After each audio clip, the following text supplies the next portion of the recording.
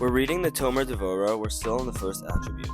Examples of the attribute in Tanakh. In Sefer Malachim, we find the story of Yarovam, the king of Israel, who envied the grandeur that the king of Yehuda enjoyed.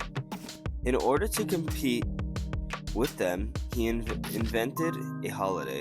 Thereby, the Jews, under his rule, would stop traveling to the Beis HaMikdash for this festival and see the king of Yehuda in all their glory, but would instead come to the idolatrous temples that he built in Beis El in Dan, where they would see his glory.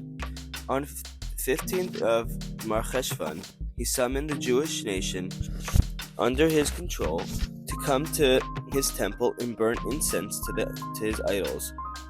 As he stood beside the altar in Beis El, offering incense to his idol, Iddo Hanasi suddenly appeared with a message from Hashem. Iddo rebuked him for his wickedness and warned that a new king would arise in Yehuda, named Yehoshiyahu, who would slaughter Yarovam's idolatrous priests, burn bones of men, meaning Yarovam himself, on his altar, as a sign that his words were true. And he foretold that the altar would crack in half, and the ashes on it would pour out onto the ground. And so it occurred. Yarovam stretched out his arm towards Iddo, and ordered his guards to seize him. Suddenly, a miracle occurred, and Yarovam's arm froze. He was unable to draw his arm back to him. At that moment, Hashem ceased providing Yarovam's arm with the life force that empowered it. Yarovam had long been steeped in sin. He had built altars to idolatry and offered sacrifices upon them.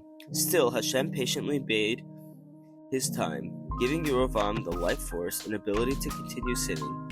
Only when Yarovam tried to harm Iddo did Hashem cease granting life to his arm, causing it to freeze. Hashem responded more severely to Yarovam's affront against the honor of a tzaddik than against Yarovam's many affronts to Hashem's own honor. Until that moment, Hashem treated Yarovam with the attribute of who Hashem is like you, mercifully granting him new life as he used it to rebel against him. Only after Yarovam threatened to harm Iddo did Hashem rescind this attribute from him and subject him to the justice he deserved, which in fact seems most reasonable, that the sinner lose the life force he uses to sin. Thank you.